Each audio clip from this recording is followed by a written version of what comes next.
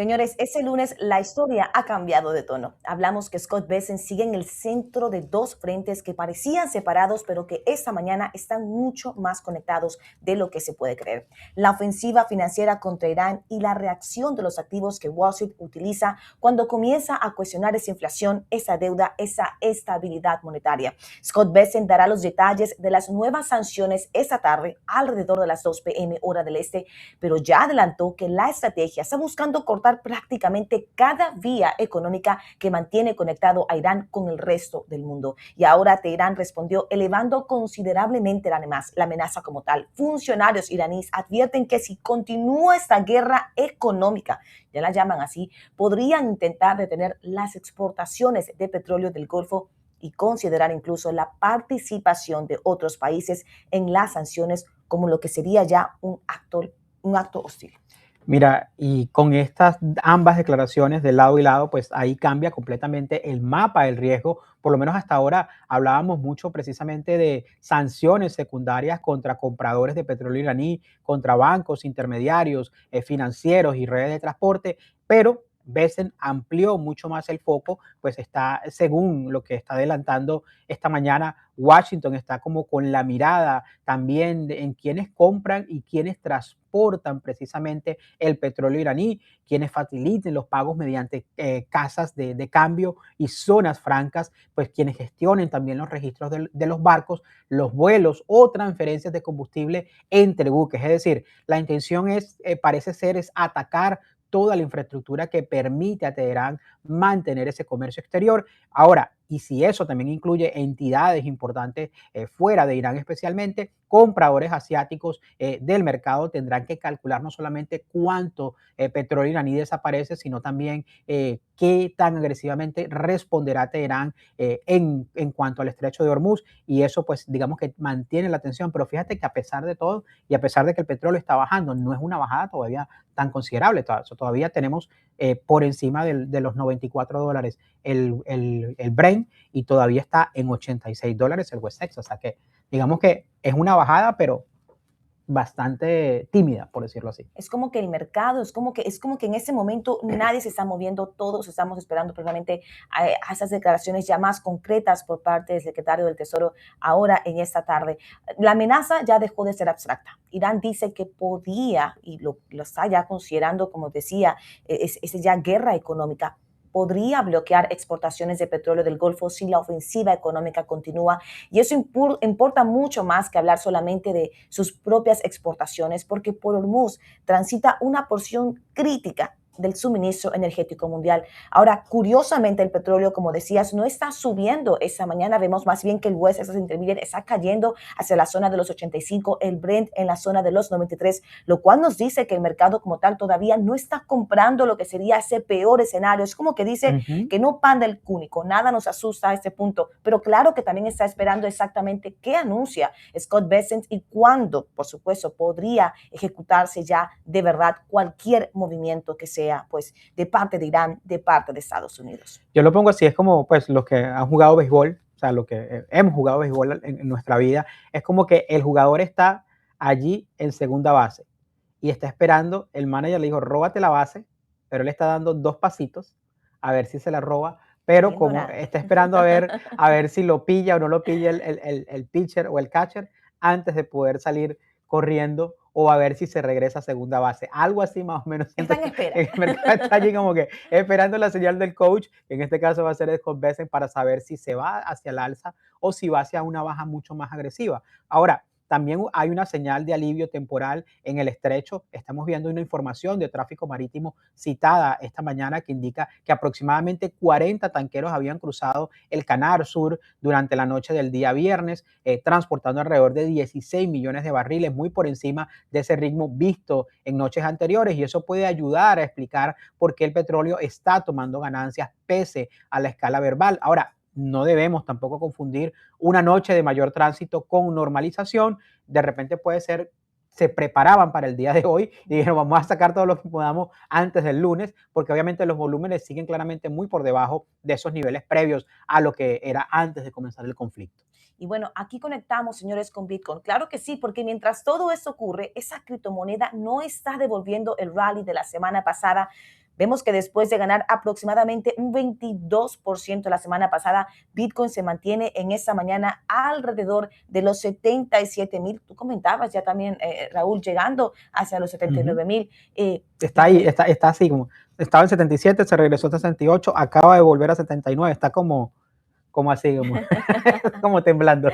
Pero bueno, esto no prueba tampoco todavía que sea ese oro digital, como llegamos a llamarlo en un tiempo, pero sí refuerza claramente algo que estamos viendo la semana pasada, ¿no? Que cuando bonos, cuando esa deuda pública, cuando la política monetaria empiezan a generar incomodidad, Bitcoin está entrando ya en esa conversación junto al oro que también, por supuesto, repuntaba la semana pasada. Mira, y aquí hay que hacer obviamente una precisión bastante importante. Vemos que el relato de Basement Trade tiene argumentos, pero no es solamente la única explicación del rally.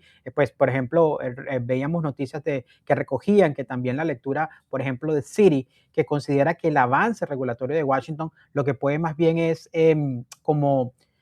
haber sido un catalizador más importante que la preocupación por la depreciación monetaria, porque Bitcoin reaccionó con retraso a las noticias de recompras del tesoro, por ejemplo, del Ether, que también mostró mucha fortaleza. Entonces, tenemos dos narrativas, digamos, compitiendo. Una dice que el Bitcoin sube porque el mercado teme más deuda y la otra dice que más intervención y menor poder adquisitivo del dólar. Ahora, la otra también dice que Bitcoin sube porque Washington está volviendo más favorable, digamos, a los activos digitales, por el que esa poder presionar para que se pase ese Clarity Act, probablemente pues, digamos que es una mezcla de ambas, pero lo que sí te puedo decir es que si vemos que de repente el Bitcoin tiene tendencia alcista, por lo menos esta mañana, un 1.77% de subida en lo que va, pues no funciona, no depende de si abre o no abre la bolsa, porque no se regula por el horario de apertura de bolsa del New York Exchange, pero si llegase a romper esa barrera de los 80,000, creo que podríamos estar en un territorio bastante interesante y podría haber de repente un boom de compra de Bitcoin que puede empujarlo mucho más. Se podría ya consolidar nuevamente como ese oro digital, refugio 80,000, estamos entrando en un rally propiamente. Ujú. Ahora, eso me gusta mucho más como lectura, podemos decirlo así, más que declarar que ya Bitcoin está sustituyendo al oro, por supuesto que no, señores, porque los datos fueron extraordinarios, lo vimos la semana pasada, como decía, ese Bitcoin ganando ese 22%, el oro repuntando ese 5,2%, el dólar por el contrario Ujú. perdiendo un 0,8% y el S&P 500 también cayendo alrededor de un 1,4%. Aquí lo raro fue que el rendimiento del tesoro a 30 años no terminó cayendo como ocurrió en los episodios comparables anteriores, lo cual pues vemos que ese desacople como tal fue realmente excepcional. Mira, y es muy interesante pues que lo menciones porque desde el año 2015, pues digamos, hubo 6 semanas anteriores en las que Bitcoin subió más de un 15% mientras las acciones estaban cayendo. Así que el oro subía y el dólar retrocedía. Entonces, en todas ellas, lo que vimos fue que, por ejemplo, el rendimiento del tesoro a 30 años bajó y esta vez terminó aproximadamente en un punto básico más arriba. Si ampliamos el universo, o sea, lo que hubieron fueron 24 semanas en las que las acciones bajaron, el oro subió, el dólar cayó y el bono del tesoro a 30 años aumentó. Entonces, en esas ocasiones, Bitcoin obtuvo una ganancia mediana, cercana al 2%, y el mejor registro previo rondó el 14%. Esta vez fue bastante cercana, fue alrededor del 22-23%. Pero esta mañana tenemos otra novedad también que puede alimentar todavía más esa discusión sobre la intervención financiera. CNBC que reporta que el Tesoro podría utilizar parte de su Treasury General Account cercano al billón de dólares para poder financiar esas recompras de bonos de largo plazo, lo cual eso sería más potencia de fuego para Scott Bessent y de hecho los yields reaccionaron propiamente bajando. Así que mientras el secretario del Tesoro intenta asfixiar financieramente a Irán, también está buscando en su cajita de herramientas, esas herramientas para aliviar la presión sobre el propio mercado de deuda estadounidense. Así que la paradoja se vuelve todavía más fuerte, señores.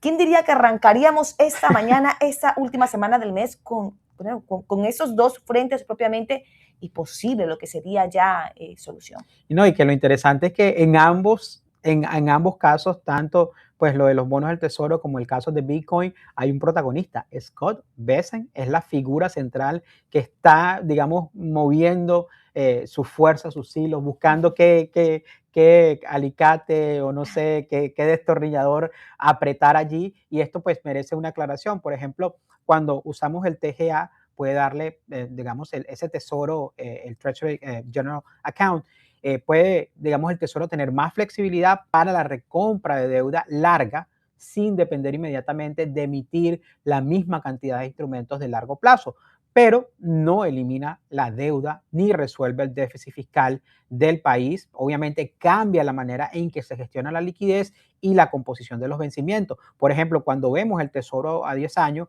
pues cayó esta mañana está alrededor de los 4,70 y el de 30 años, pues está en este momento es alrededor de los 5,24. Vamos a que me equivoqué, pues acá, aquí, ahí está, 5,23, 5,23.8, eso es 5,24 redondeado, y es un alivio, pero todavía estamos en niveles históricamente exigentes para ver esas valoraciones. Y por eso este lunes Scott Bessent literalmente está interviniendo en dos mercados distintos, con dos objetivos distintos. En el exterior quiere utilizar ese sistema financiero estadounidense para aislar económicamente a Irán, asfixiarlo, esa palabra Uh clave. -huh. En casa quiere utilizar el balance y la liquidez del tesoro para poder reducir esa tensión en los bonos de largo plazo. Y eso es muchísimo poder concentrado alrededor a la final de una sola institución.